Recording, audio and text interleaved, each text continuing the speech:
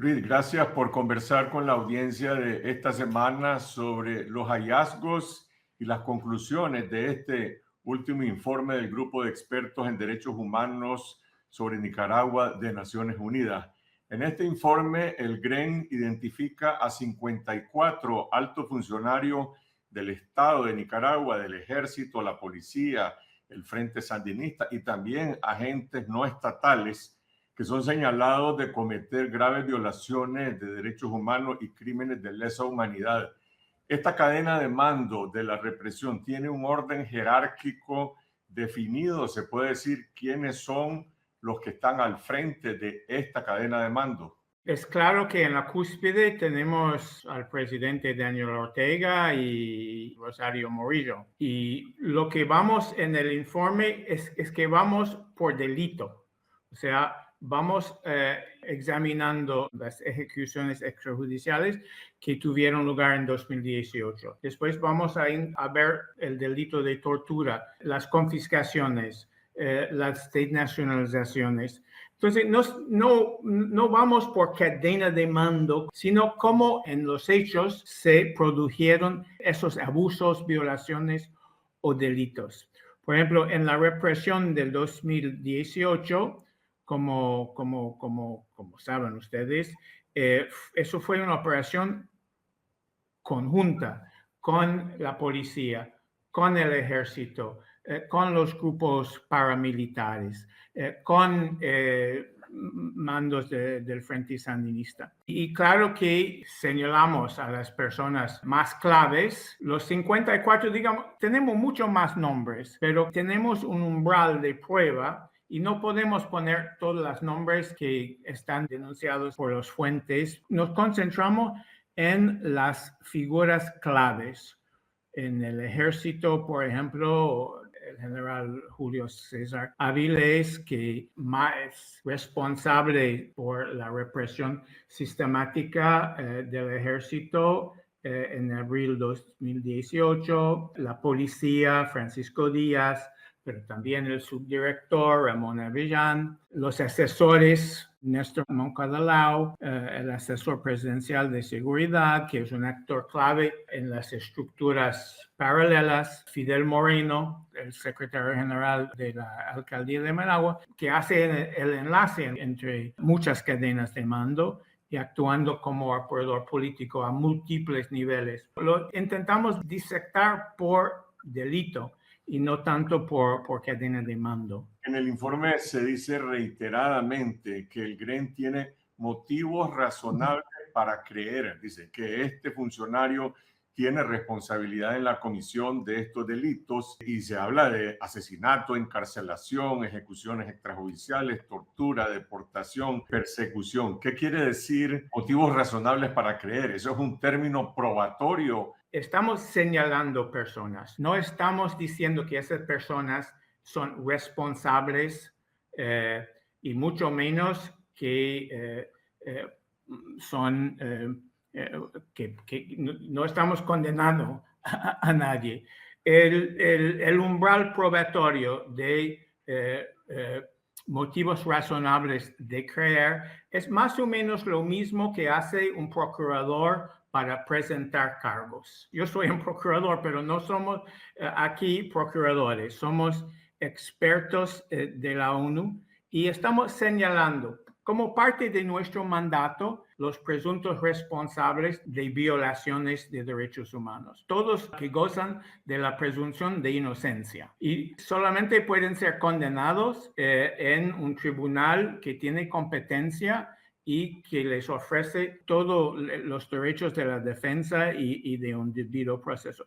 Son señalamientos razonables si un observador tiene motivos para creer que esas personas participaron en el delito. Ese motivo para creer está basado en pruebas. Claro, pero no hay una fórmula mágica. Hay personas que tenemos muchas fuentes, hay otros que tenemos un documento firmado por ellos, pero comenzamos con muchos más nombres y no es muy habitual a los grupos de Naciones Unidas señalar responsabilidades. Nosotros pensábamos que a esa altura era muy importante para la rendición de cuentas que pongamos nombres y apellidos, pero somos muy prudentes.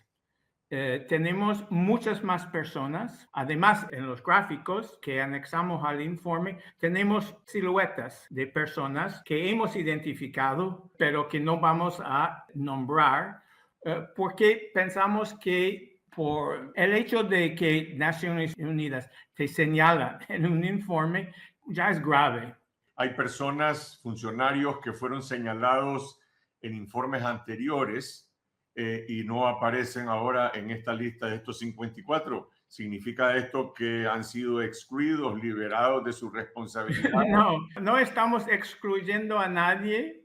Estamos diciendo que para las 54 personas, y eso pasó por filtros, o sea, tenemos un staff de 7 personas que, digamos que presentaron los hallazgos, y nosotros, los expertos, decidimos si nosotros, como personas razonables, vamos a asumir la responsabilidad de nombrar a esas personas y ponerlos en un informe de Naciones Unidas.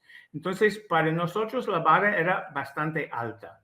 Y cuando cada vez que hubo duda, lo excluimos a la persona. La última vez que conversamos en este programa, el GREN no estaba presentando nombres porque decía que estaba presentándole antes al gobierno de Nicaragua estos informes que están basados en entrevistas, en documentos. ¿Hubo alguna reacción de parte de las autoridades del gobierno o del ejército o de otras instituciones? Desgraciadamente nunca hemos tenido ninguna contestación, ningún diálogo, ningún intercambio por parte del gobierno. Y la verdad es que hubiéramos gustado hablar con las personas señaladas. No sabemos si nuestra carta ha llegado en sus manos. Y eso también hay que tomarlo en cuenta, que nosotros avanzamos nombres, pero sin ningún contradictorio. Y eso a favor de las personas nombradas. En algún momento, si hubiera cargos contra esas personas u otras sanciones, sería importante que sean escuchadas. En la presentación de este informe, vos decías que la identificación de esta lista, de esta cadena de mando, es una guía o una ruta para la justicia. ¿Cómo se puede llevar estos casos ante la justicia internacional? Bueno, hay muchas justicias internacionales. O sea, hay la justicia penal internacional, donde un juez argentino emitió un mandato contra Daniel Ortega, Rosario Murillo y yo creo 30 otros funcionarios del Estado. Es penal. También muchos países han aplicado sanciones individuales, que eso no es justicia internacional, pero son sanciones económicas o administrativas. Evidentemente, la idea es que en algún momento que hay un juez, tal vez un juez nicaragüense, que retome esos señalamientos y les ofrece a las personas señaladas la oportunidad de defenderse. Hablemos de algunas de las revelaciones del informe sobre la participación del ejército de Nicaragua que preside el general Julio César Avilés. Por ejemplo, al mayor general Bayardo Rodríguez, jefe del Estado Mayor, lo señalan de haber bajado la orden presidencial a los mandos militares en una reunión el 20 de abril de 2018 y la orden era neutralizar a los manifestantes. ¿Cuál es la responsabilidad del jefe del Estado Mayor? El GREN, desde su primer informe hace 3 años, encontró que a partir de 2018 que hubo crímenes de lesa humanidad. O sea, que el gobierno, las personas, Daniel Ortega, Rosario Murillo y las otras personas involucradas, han librado un ataque contra un sector de la población nicaragüense. Y lo calificamos como crimen de lesa humanidad. Entonces, todas las personas que han participado con conciencia de ese ataque contra el pueblo nicaragüense, su participación puede calificarse de crimen de lesa humanidad. El soldado raso que participó y que mató a una persona, tanto él como la persona que dio la orden habrían participado en el mismo crimen de lesa humanidad. Entonces, el jefe de Estado Mayor que dio la orden, las personas que ejecutaron la orden, los comandos regionales que señalamos en el informe, esas personas de probar que los hechos propuestos en el informe son verosímiles, podrían tener responsabilidad en un crimen de lesa humanidad. Por ejemplo, el general Rigoberto Valladares, que es ahora ex jefe de la inteligencia política del ejército, la Dirección de Información para la Defensa, y el general Leonel Gutiérrez, jefe de la inteligencia y la contrainteligencia militar, son señalados de haber participado con el ex director ahora también de la inteligencia policial, Adolfo Marenco, en la represión. ¿Qué tipo de actividades desarrollaron estos jefes de la inteligencia del ejército? El general Valladares fue señalado por asumir el control operativo de la represión en coordinación con los otros grupos. Su rol incluyó tareas de inteligencia, vigilancia táctica, el uso de drones, cámaras térmicas. Él dirigió conjuntamente con el general de brigada Leonel José Gutiérrez, que dirigía la Dirección de Inteligencia y Contrainteligencia Militar, que colaboró con la policía, con otras divisiones del ejército en operativos, que, por ejemplo, promovió el uso de francotiradores y la utilización de armamentos reservados para uso militar. El ejército continúa negando totalmente su participación en cualquier de esos actos, pero que además de las fuentes de dentro que han hablado con nosotros, tenemos las evidencias de la utilización de francotiradores, de armas de uso privativo del ejército, también las instrucciones, las formaciones para policía y para grupos armados en tácticas militares.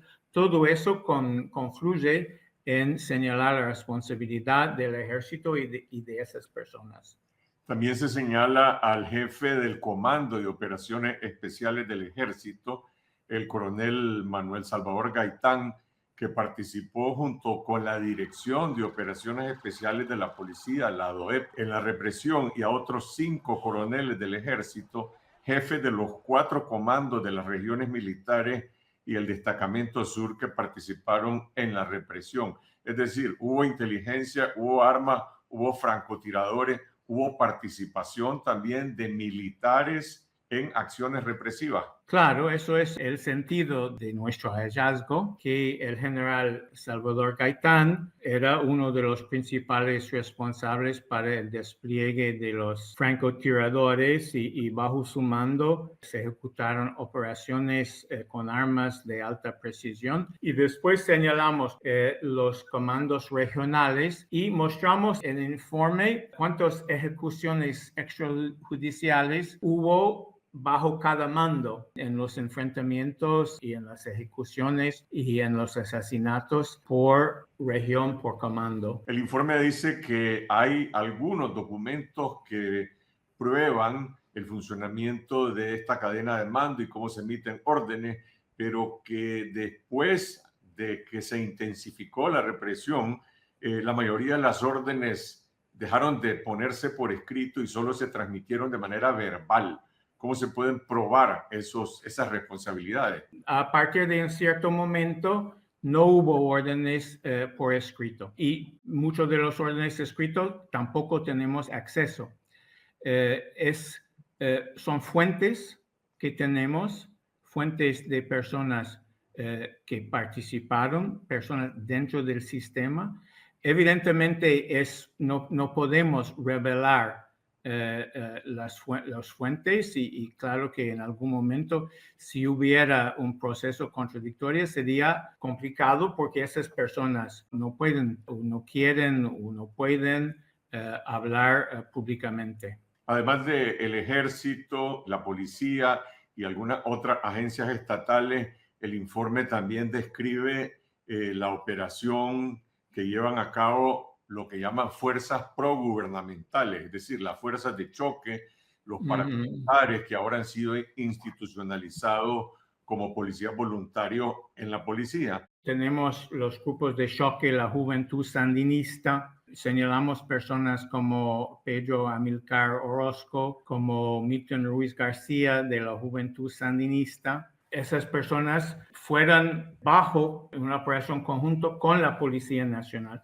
con el Ejército, y estaban bajo el mando conjunto de esas operaciones. Una de las cosas para más que se destaca más es cómo se han trabajado juntos el partido y los mandos, o sea, de los cuerpos represivos. Y una persona muy clave en eso es justamente Fidel Moreno, que desempeña un papel central y transversal en el aparato represivo del Estado. Estamos ahora ya hablando de cosas más recientes que 2018, pero él, por ejemplo, ha estado a cargo del mapeo de las organizaciones sin fines de lucro, identificándolos para su cancelación y se ha cancelado, como se sabe, más de 5,000 ONGs. También él es la persona que elabora las listas de personas consideradas amenazas. Es una de esas personas que, aunque no tenga cargo en un cuerpo represivo, se encuentra en muchos momentos y en muchas de las distintas violaciones. Él, en 2018, fue él que transmitió la orden de la vicepresidente, que conocido como Vamos con Todo, pero también juega un papel en la fabricación de casos para o en las purgas, las personas despedidas del Poder Judicial. Es una persona que tiene un rol transversal en la represión. El informe describe también la más reciente fase de la represión, que está enfocada en la persecución política, las desnacionalizaciones, confiscaciones, deportaciones y denegaciones de ingreso al país a los nicaragüenses. Todas las instituciones tienen su rol, ¿no? Hay el Poder Judicial y ahí señalamos, claro, a Aldo Luz Ramos, también a Marvin Aguilar, al juez Ross Chun, que leyó las sentencias. Es como una fábrica donde hay señalar las personas, condenarlas, despojarlas de la nacionalidad, confiscar sus bienes, etc. Hay distintas personas en distintos momentos. La Asamblea Nacional, nombramos Gustavo Porra, por ejemplo, que legalizó las confiscaciones. Después, las personas que fabricaron los casos, que avalaron las confiscaciones, como Juana Méndez. Después, los jueces que ejecutan las sentencias y las confiscaciones. Y ahí nombramos a varias personas, Karen Chavarría, bueno, las personas que están en el informe. Es una confluencia de personas. Estos funcionarios civiles, que en algunos casos se supone que están bajo su responsabilidad la aplicación de la ley, podrían alegar de que ellos han aplicado la ley, u otros podrían decir que simplemente les ha tocado cumplir órdenes y apelar al principio de la obediencia debida para evadir su responsabilidad. Es una pregunta muy importante. Tenemos todas las personas, hasta las personas que que fabricaron los pasaportes de los expulsados, las personas que firmaron decretos. Y intentamos solamente poner personas que tenían algún rol activo. Separamos lo que son crímenes como asesinatos, como ejecuciones extrajudiciales, donde no se puede acatar a una orden manifestamente ilegal. Y después, cosas más administrativas, o sea, una confiscación, el expedir un pasaporte. Ahí solamente ponemos personas que tuvieron una voluntad propia de participar y donde ellos tuvieron la posibilidad de no participar. Las personas que fabricaron casos, los jueces que repetidamente emitieron órdenes contra los derechos de las personas, ahí esas personas sí participaron a su nivel en ese gran crimen de lesa humanidad que es el ataque contra el pueblo de Nicaragua. El informe señala al viceministro del Interior, Luis Cañas, como una de las personas claves en todo el proceso de la denegación de ingreso al país de personas y de deportaciones. Él trabaja en el Ministerio de Interior y también lo señalamos por obstruir a procesos judiciales y trato discriminatorio a reos políticos. También en el Ministerio del Interior, Frania Orey Blandón es una de las personas responsables por la cancelación masiva de las ONGs. Hay muchos ministerios, muchas instituciones implicadas. Esta semana en el Consejo de Derechos Humanos de Naciones Unidas en Ginebra se aprobó una resolución de condena a estas violaciones del Estado de Nicaragua con el voto favorable de 29 países, hubo 14 abstenciones y 4 votos en contra: China, Cuba, Bolivia y Vietnam. ¿Qué significa esta participación mayoritaria y qué espera usted de las recomendaciones que este informe le está haciendo también a la comunidad internacional? El voto fue muy significativo. Hace 2 años, cuando se renovó el mandato del grupo, hubieron 21 votos a favor y este año 29 sobre 57 y 4 negativos y el resto de abstención. O sea que hay un aislamiento creciente del gobierno de Nicaragua. Yo creo que el gobierno participa, se autoaísla, retirándose del Consejo de Derechos Humanos, no participando en el examen periódico universal. Esa resolución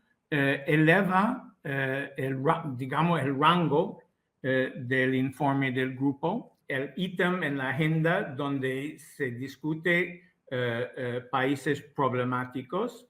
Y además nos pide que informemos a la Asamblea General de Naciones Unidas. Nicaragua se puede retirar del Consejo de Derechos Humanos, pero no se va a retirar de la Asamblea General. Y yo creo que entonces eso marca una condena creciente. La situación y la represión en Nicaragua se ha incrementado en el último año. Eso quiere decir que en la Asamblea General de la ONU en septiembre de este año el GREN va a presentar este informe. Vamos a presentar el mismo informe, pero con una presentación oral que un oral update que va a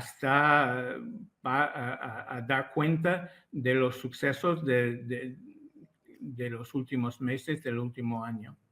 Y la ampliación del mandato del GREN por 2 años, ¿cuál es el objetivo principal después de haber presentado ya esta lista de los 54 funcionarios y los otros informes? Hasta en el día de hoy nos han acercado más fuentes con más información. Además, a raíz de la reforma constitucional, ahora se están cambiando un sinnúmero de leyes y tenemos que evaluar el apego de esas leyes a los derechos humanos. También vamos a vigilar, que es el mandato primero del grupo, es observar y señalar las violaciones que se producen. También queremos profundizar en nuestro estudio de cómo funcionan las instituciones del gobierno. Tal vez vamos a ver cosas de corrupción económica, cuál es el business plan de los gobernantes. Desgraciadamente hay mucho que hacer todavía.